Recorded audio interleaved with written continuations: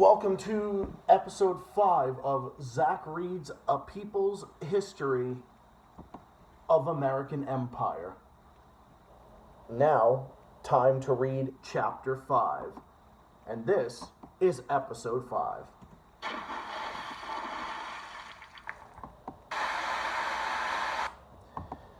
Welcome to the reading series. I'm your host, Zach the Celtics Guy, and as always, when I do this, shout out to my dear friend Nicholas, otherwise known as also aka Turles. Thank you again for recommending this awesome book to me, as always.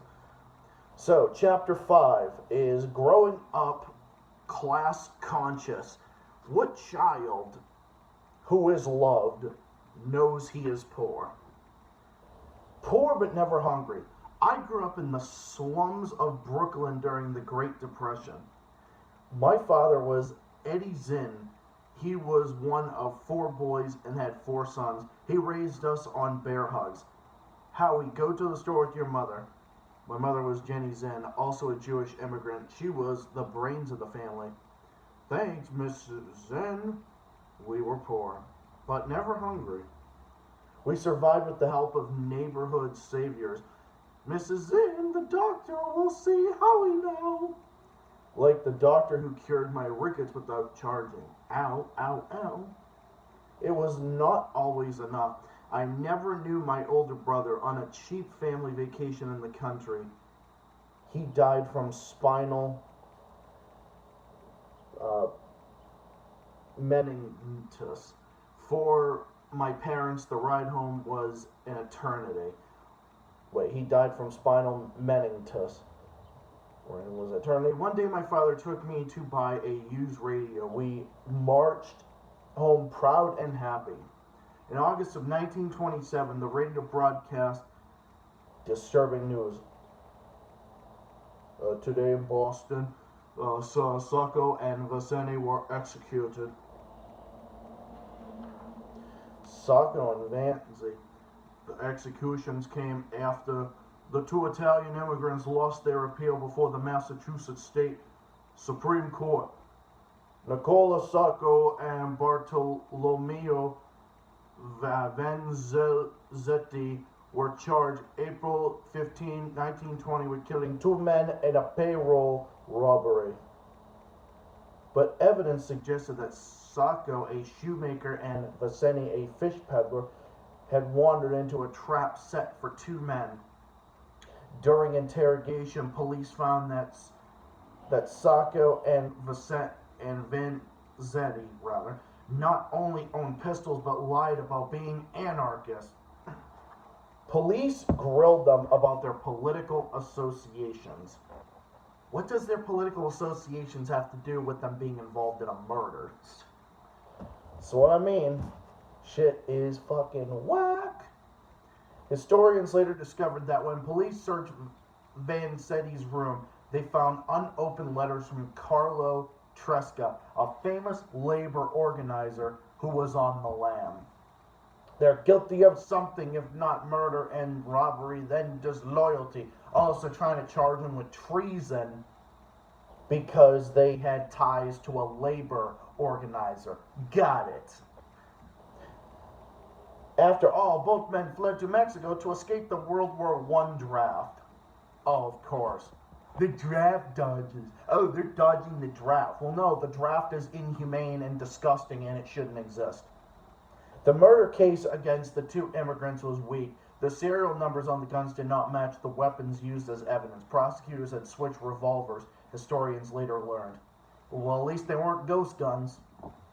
Which, by the way, ghost guns that don't have serial numbers, yeah, those are fucked. After sentencing and during appeal, a Portuguese gangster confessed to the payroll killing, citing facts not made public. He was ignored. So it was like a secret trial, basically. The government had invested too much in the case to back down. What was really on trial was immigrant dissent. World public opinion erupted. There were demonstrations in every major city in Europe, in Tokyo, Beijing, and in the United States. Yes, against the wars, which we are seeing more and more all throughout the world today. We saw it in the 1980s when Ronald Reagan was trying to place missiles to target the Soviet Union while it's in Europe. People protested in masses. People protested in masses against the Iraq War. People protesting against Trump's warmongering, and now Biden's warmongering. You know, you go down the fucking list. And then there were all these demonstrations, including from a newspaper. Move to save Vanzetti and Sacco to be made today. To calm the storm, Massachusetts Governor Alvin T. Fuller appointed a 3-man committee to review the case. Harvard President A. Lawrence Lowell was chairman. Oh, so that's how so that's basically how Lawrence and Lowell got their names. Two cities in Massachusetts that are kind of not so good. Oh yeah, this is a long ass chapter. So what I'm gonna do again was like when I'm doing like long chapters, I'm gonna read like one half of it in the book. Like one half of it in the video, and then the other half I'll like read in like the next one. So for today, I'm gonna read until page 120, and so then like 120 to what is it? How long does this chapter go? Till chapter 140. So 120 to 140, I'll read the next one. 108, which I'm on right now, to 120, I will read until. Lowell's committee found them guilty. It's not every immigrant who gets a Harvard president to pull the switch. Their executions outrage the world. Witches, Salem, 1692. Labor, Boston, 1927. Have a cheer. Including people in my neighborhood. Ranging from crying to anger, you name it. My real education started when I found something guttering on the street. It was a book with a gold cover. What's this? Tarzan and the Jewels of Opar by Edgar Rice Burroughs. The first 10 pages were missing, but I didn't care. I was hooked. Again came the soft sound of padded footsteps in the reeds. Closer this time, Werper abandoned his design. Before him stretched the wider plan and escape. The jewels were in his possession to remain longer. Was risk of death at the hands of Tarzan or Jaws, or the jaws of the hunter creeping ever nearer. The New York Post offered complete set of Charles Dickens. My parents bought them for some coupons and a few pennies. I read them all. Doggone cockroaches. Dickens stirred in me an anger at arbitrary power, puffed up with wealth and kept place by law. What an excellent example. The power of dress young Oliver Twist was, but now that he was enveloped in the old calico robes which had grown yellow in the same service, he was badged and ticketed and fell into his place at once. A parish child, the orphan of a workhouse, the humble house, half-starved drudge to be cuffed and buffeted throughout the world, and despised by all and pitied by none. Most of all, he made me feel compassion for the poor, but I didn't see myself as poor the other way Oliver Twist was. Gotcha! I had my family, my mother's food, my father's bear hugs, and my books. What child who is loved knows he's poor? There were no other books in the house. My father never read a book. My mother read romance magazines. They both read newspapers. Soon I was reading the newspaper every day. My father was a member of local 2 waiters union. Other waiters called them Charlie Chaplin because of the way he walked. On a busy New Year's Eve, waiters helped their fathers. I borrowed his old tux. I tried to keep up as Eddie cleaned the tables. All his life he worked hard for very little. I've always resented statements of politicians, media commentators, corporate executives who talked how in America, if you worked hard, you would become rich. The meaning of that was if you were poor, it was because you hadn't worked hard enough. Yeah, that's bullshit. People working 2 or 3 jobs just to survive. Yeah, that's capitalist America for you. That was then, and this is, and it's that way now. I knew this was a lie about my father and millions of others and women who worked harder than anyone, harder than financiers and politicians, harder than anybody if you accept when you work at an unpleasant job that makes it hard work indeed. In those years, I played basketball on Bushwick Avenue. Some older boys. The most intense players I noticed were the communist boys.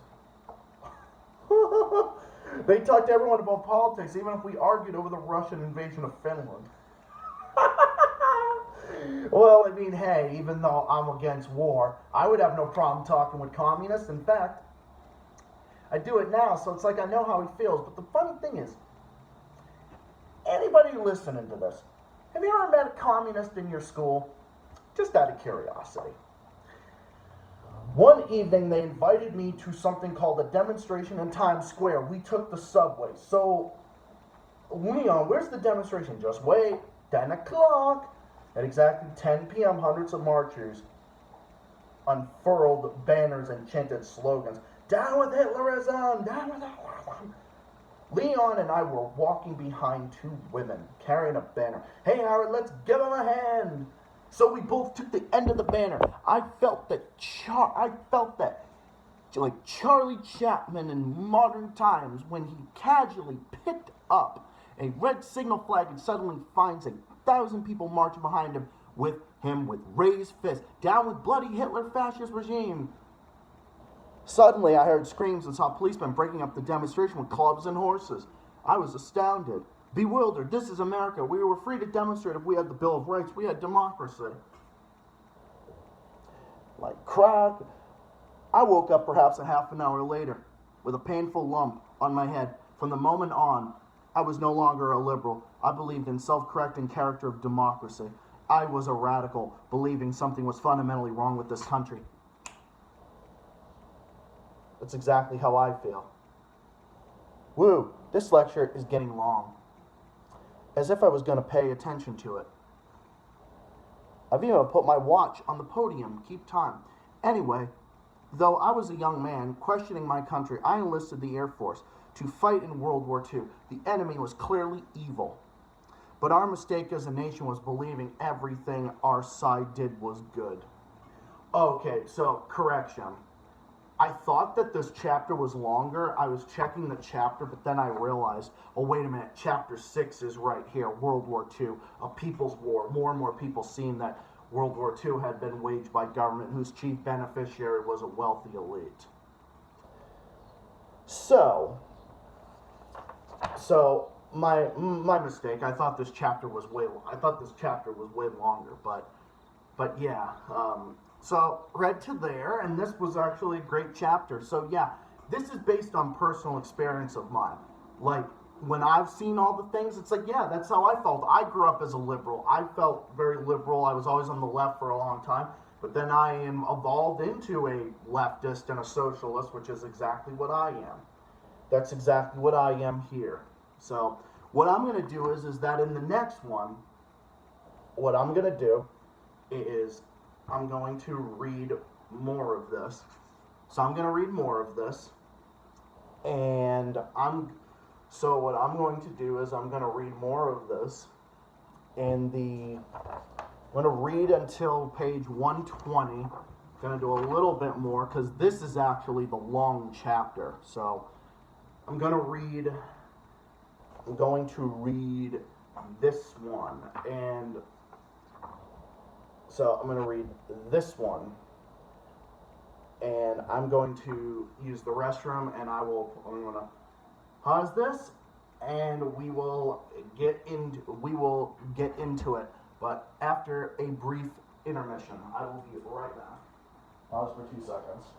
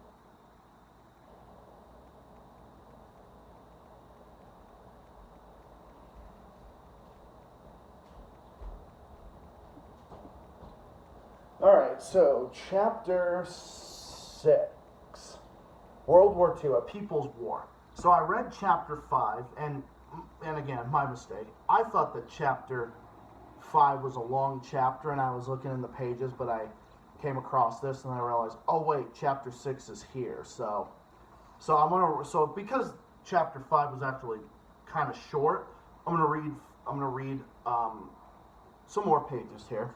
I'm gonna read till like I said originally, I'm gonna read until page 120. So yeah, really liking this. Chapter 6. So I read Chapter 5 and part of Chapter 6. We'll call it that. World War II, A People's War. More and more it seemed that World War II had been waged by a government whose chief beneficiary was a wealthy elite. Questioning war. In 1940, times were still hard. I was 18 and unemployed, and my family was desperate for help. I was one of 30,000 who took a civil service exam to compete for a few hundred jobs in the Brooklyn Navy Yard. My love of reading had paid off. I passed the exam and got a job as an apprentice ship fitter, assembling the steel plate that made up the hull. It was hard, dirty work. The stench of zinc fumes was overpowering. Assembling the steel plates that made up the hull. Wait, I thought it was dirty work of it. Oh, my bad. Payday, Mom. But I had the dignity of being a working man. I was profound to be part of the war against fascism. I was helping build the USS Iowa, a battleship almost as long as the Empire State Building was tall. The appearances had no union, so we organized one. We organizers stayed up late discussing the Union, socialism, and the war. In 1943, I joined the Army Air Corps. I was eager to fight the fascists. I couldn't hack it as a pilot during training, even in a little Piper Cup. So they trained me as a bomb raider riding in the nose cone. Oh my God, I almost had a Drake and Josh moment. You guys remember they fucking on Drake and Josh when they were trying to put the model plane together, and Drake kept saying nose con, and Josh is like cone. He's like, oh, whatever. I literally almost said nose con. I didn't mean to have a Drake bell there for a second, and yeah, you kind of don't want to have a Drake bell, not in this day and age. Just saying. Anyway. Oh, the B-17 flying fortress. Oh my God. I couldn't hack it as a pilot during training. Excuse me. Oh my God. What the fuck?